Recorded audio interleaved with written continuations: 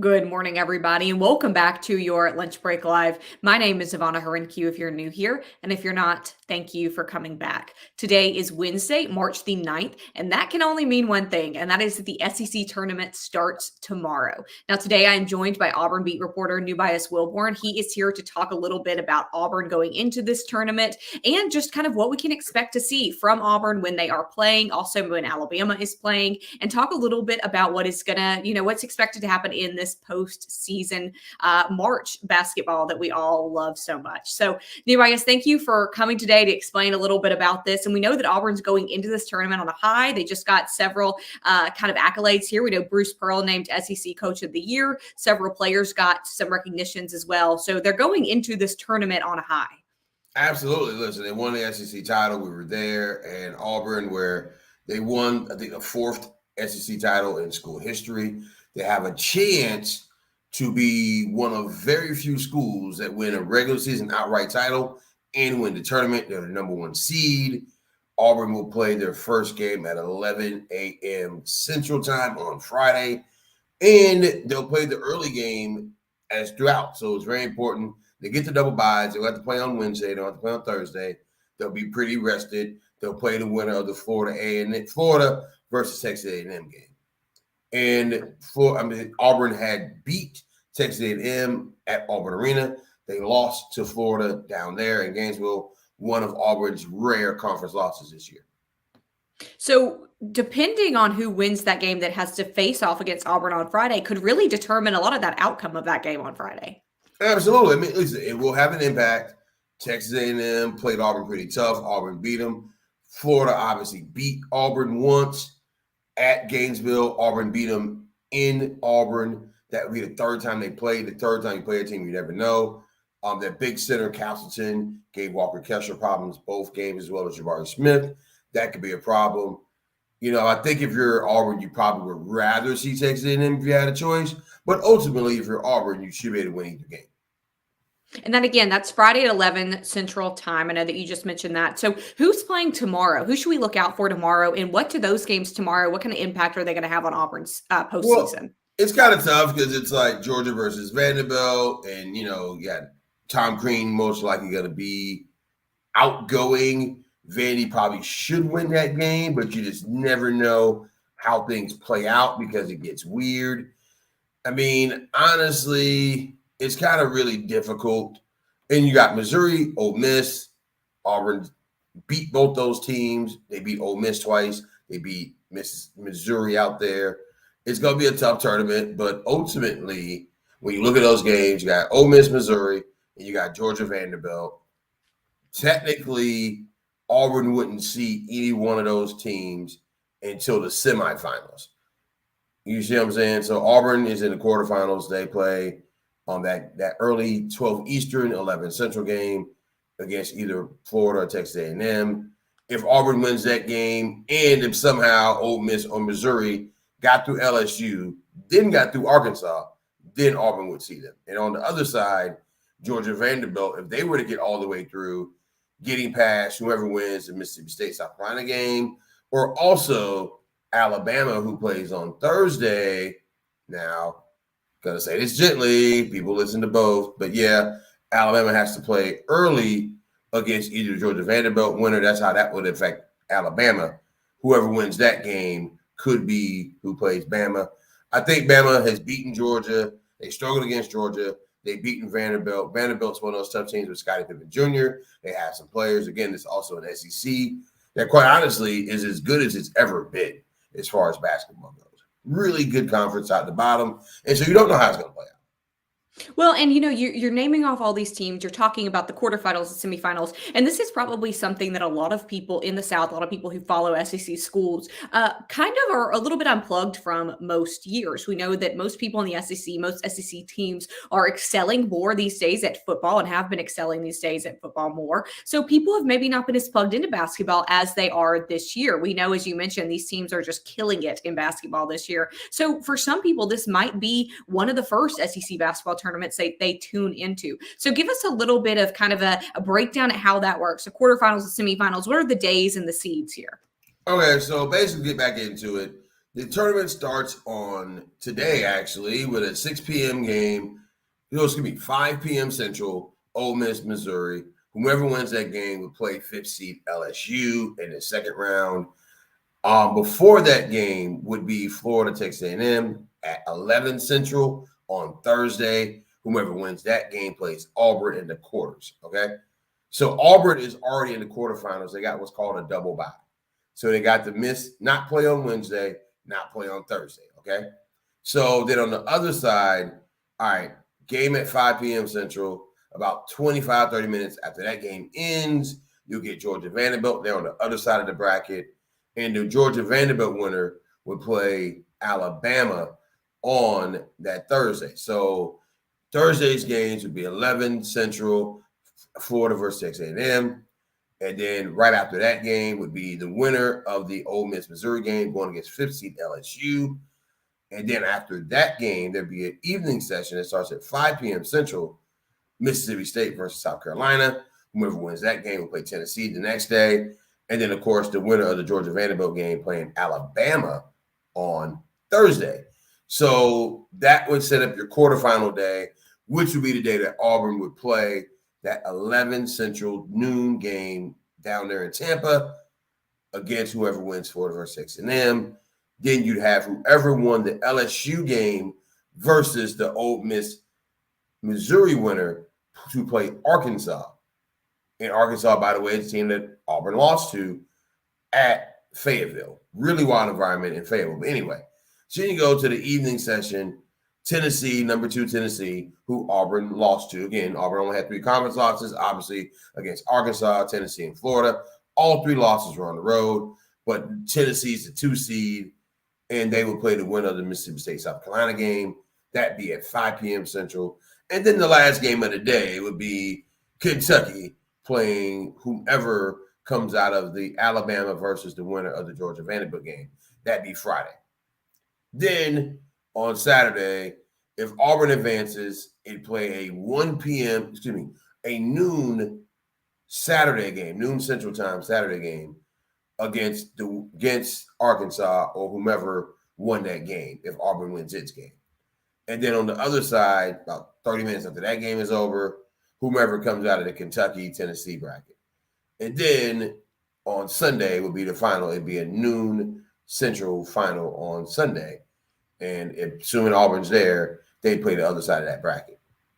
So what we're kind of looking at here is Friday quarterfinals, Saturday semifinals, Sunday finals. Yes. Now, what are we expecting from Auburn and really from Alabama? I know you're our Auburn beat reporter, but I know you've been keeping an eye on just the SEC basketball as a whole. So particularly for Auburn, going into this tournament on a high, very favored. Again, we know Bruce Pearl just won SEC Coach of the Year. Several star players on Auburn's team have also just received other accolades here. We've got Jabari Smith, who's won, I believe it was Freshman of the Year. We've got Walker Kessler with the title there as well. So they're coming in to this tournament with high expectations. Do we expect that they're going to make it to those finals on Sunday? And what are the odds looking like? I mean, look, they're the number 1 seed. They are and have shown themselves to be the best team in the SEC this year through the regular season based on the record, based on who they've beaten. They beat Kentucky. They beat a lot of good teams in the conference. Now, they did lose 3 games. Like I said, they lost Tennessee. They only played Tennessee once. They lost Tennessee in Knoxville. They lost to Arkansas. They lost to Florida on the road. They beat Florida at home. Okay? So, in theory, yes, Auburn, assuming they're healthy, you do have to check on Walker Kessler. Has a little shoulder injury. He's been wearing a brace in practice, and he wore it in the last game. Is he going to be healthy? It's going to be a big key. Because really, Auburn's defense, I mean, the guy averages nearly 5 blocks a game, okay? He's 7'1". I mean, my God, when I first met the man, he had to bend down and shake my hand, okay? I mean, that's just how tall he is. He's also very athletic, very sharp, a very acute player. Auburn's defense really predicates around him playing well. If he gets into foul trouble or he's not right, then it can set up issues. And then you have to go to Dylan Cardwell and Jalen Williams. They're good players, but you can't teach 7'1". You just can't. You cannot replicate what Walker Kessler does. If he's healthy and Jabari Smith and so on and so forth are healthy, Katie Johnson plays well. Zep Jasper is going to be a big key on their defense as far as on the perimeter. If all those guys are in sync, Auburn wins. They should win the tournament. Now, as far as Alabama, listen, Alabama has beaten good teams. They've also lost to bad teams, and they've also not played well. They've had their ups and downs. If they're right, they can make the finals easy. They could. They could also lose their first round game. That's just what it goes with them. They have really talented players. They're really good, but sometimes they get into lulls, and sometimes it costs them games. Auburn, on the other hand, they will have scoring droughts at times. They'll have times where they'll go like 7-8 minutes without a bucket, but their defense keeps them there. And then when they start hitting shots again, well, they go back and they win. And typically that's how it goes for Auburn. What is Bruce Pearl saying ahead of this tournament? I mean, he's excited about it. He wants to win it. Auburn has a chance to get a number 1 seed in the tournament. Remember, Gonzaga already won their conference tournament. So that's somebody you got to watch. There'll be a couple other teams you got to look for as far as getting one of those 1 seeds. But right now, Auburn, most places have them on that 5th seed, which would be getting a 2 seed somewhere. They have a possibility if they win the tournament and get a 1 seed. So, yeah, it's important what happens in Tampa. Well, and Bruce Pearl has kind of had this narrative throughout the whole season of let's not look all the way that down there. Let's look at the next game. If we are number 1, if we are number 2, 3, 4, 5, etc., it doesn't matter because we can lose it after 1 game. So he has really had that 1 game focus. So I would assume that he's really just looking to Friday for these quarterfinals, and he's not getting too ahead of himself to look at those finals on Sunday. Well, no, he's focused on the game in front of him. But, I mean, they want to win the tournament. It's something that matters to them. They wanted to win a regular season championship. They said that. And they want to win the tournament. I mean, they want to win every game they play. I think that's just how it goes, particularly for a team that's this good with the caliber of talent they have. I mean, I mentioned Dylan Cardwell earlier. He probably be a starter about 80% of rosters in college basketball. Jalen Williams probably a starter somewhere. Devin Cambridge was a starter last year. Doesn't play much now. I mean, he plays. When he does great. Hell, Leo Bertman can't get off the bench barely. And he's a really talented guy. So you look at the Auburn team, there's so many good players. Wendell Green, my God. I mean, this kid from Eastern Kentucky comes on and it's just balling. And you look at the Auburn roster, they're so talented, they're so athletic. They're going to be the better team on paper in every game. It's just how they play. Well, and sometimes what's on paper doesn't translate and vice versa, right? I mean, that is, I guess, the fear for Auburn fans and for the team going into these games, especially with several of their players hoping that they stay healthy, don't get hurt, and don't just get themselves into trouble on the court. So a lot I know to watch there. Now, what other teams are you thinking might kind of surprise us throughout the tournament? Well, I don't know about a surprise, but I mean, listen, Kentucky's still Kentucky. They're the 3rd seed, but they're still Kentucky. I mean, Tennessee beat Auburn. They're one of the 3 teams who beat Auburn in the conference this year. Auburn only has 4 losses with them. Tennessee, got to watch out for them. Same thing with Arkansas. Auburn can play Arkansas in the semis, and who knows what will happen on a neutral court. That is a good team with some really talented players, and that could be a very interesting semifinal matchup if Auburn gets there. So, yeah, you got to watch out for them. I mean, Alabama, obviously, listen. They beat Gonzaga. They beat Baylor. They're no slouch. Alabama can beat anybody in the country on the right night. They can also lose to anybody in the country on the wrong night, and you don't know how that's going to go until the game starts.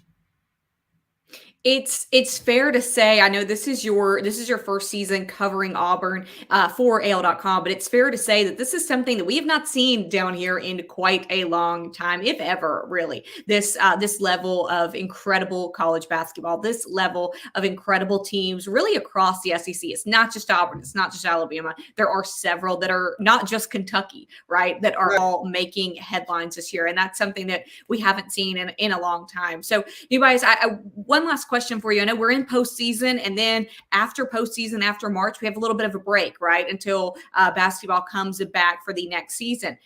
Is Auburn going to be able to replicate this next season? Are they going to lose a lot of their players next season? What are we expecting? Well, I mean, Jabari Smith, he's going to the NBA. I don't think I'm breaking any news by saying that. He's home, okay? He's probably going to be the number 1 pick or somewhere in the top 5, okay? Walker Kessler might end up being a lottery pick, and he might go too. Now, Walker initially wanted to play at least 2 years at Auburn. But if you're a lottery pick, even by lottery pick for the audience, you're in that top 15 draft spot, guaranteed contract, a lot of money. You kind of go take that money, okay? So they could possibly lose the best front court in basketball. KD Johnson is getting some overtures as well. He might go too. So you're looking at a lot of your scoring being gone. We'll see what they do in recruiting. They've been in on some top guys. But I believe that Bruce Pearl can keep it rolling because he has shown with recruiting, infrastructure, they're doing a lot of renovations on that arena. Going to have a practice facility coming up soon for the basketball team. The sky's the limit. I mean, Auburn really could, with Bruce Pearl at the helm, become a true, consistent college basketball power. Well, and then you mentioned those players. You mentioned Walker Kessler here and saying that he wanted to play 2 years at Auburn for going to the NBA. But you have to look at that these young guys, and again, they're teenagers, right? A lot of them are teenagers or kids. You look at that, and that has to be hard to turn down a pick from NBA, especially you always take the gamble playing another year in college and getting hurt and not being able to foresee that dream of going to the NBA. So a lot of factors there I can imagine are a lot to consider for anybody, especially for somebody, again, that is seemingly at the height of their college career. What's next? I can't imagine making that decision. I mean, listen, it's not easy. It's a lot of money, but also too, if you're like Jabari Smith, I mean, we knew what that was with him. Okay, you knew coming in, he had to play the 1 year of college basketball based upon the rules, and he's done excellent with it. And hopefully he stays healthy, God willing, and has an amazing NBA career. Really wonderful young man. I've been able to get to know him over the time. Watching him practice, getting to know who he is and learning about him. Really just a good dude. You know what I'm saying? Walker Kessler, again, young man from Noonan, Georgia, about 30, 40 minutes away from Auburn. And he went to North Carolina. Things didn't go as good as he wanted to up there. Came back down south, well, further south rather, and ends up at Auburn and has had a really solid season. A season where he could end up being a top 15 pick in the draft. And if you are rated that high, it's hard to come back to school. I even think Bruce Pearl would tell him, hey, man, go get that bag, son. And it would hurt Auburn's team, obviously, to not have him back. But, I mean, those kind of deals don't come around very often. It's once in a lifetime, literally. Because you don't know what's going to happen, injury-wise, other things, you don't know. So you could basically look at a situation. Kessler's gone. Jabari's gone. Maybe KD Johnson, depending on where he might land, might be gone. So that's a lot of talent. Jasper said he's coming back. Your point guard who doesn't turn the ball over, very solid. But, yeah, they'll have to hit the recruiting trail. And they have been on it. They've had some top recruits in. Guys like Chance Westry going to be coming in. So they may have some more guys in the next couple of weeks that we'll find out about. And plus the transfer portal. Because remember, last year, Kessler, transfer portal. Johnson, transfer portal. Wendell Green, transfer portal. Zach Jasper, transfer portal. So Bruce Pearl can figure out ways to keep this thing rolling. It seems like kind of one thing I'm getting here reading between the lines of what you're saying is that the Tigers just need to enjoy this offseason. We'll worry about what's next later, whether that is NBA, whether that's college. And again, for Bruce Pearl, just keeping adding to this team, enjoy this offseason, enjoy this postseason in March. And that goes for all of the teams, especially all of our Alabama teams here in the state that we will be rooting for. So you guys, I know that UAB and South Alabama. I mean, basketball, college basketball in Alabama is at a really good place. It's been fun to kind of track it, and shout out to all our reporters who are doing good stuff, and shout out to you. But, yeah, no, it's going to be a fun time. Enjoy the fun times, Auburn fans. Because trust me, we can talk about the football coach you want to. I don't want to. I don't want to do it right now, Nubyjas. I really don't. I thank you so much. I know that you are getting ready to head to Florida. You're getting ready to cover that again with our whole sports staff and our whole sports team. You can find all of that news on AL.com and on our sports section. We're going to leave a link here for you to do that so you don't miss any of that coverage. So Nubyjas will get you off, get you packing, and get you on the road again with your colleagues. Everybody watching, thank you so much, and we will see you tomorrow.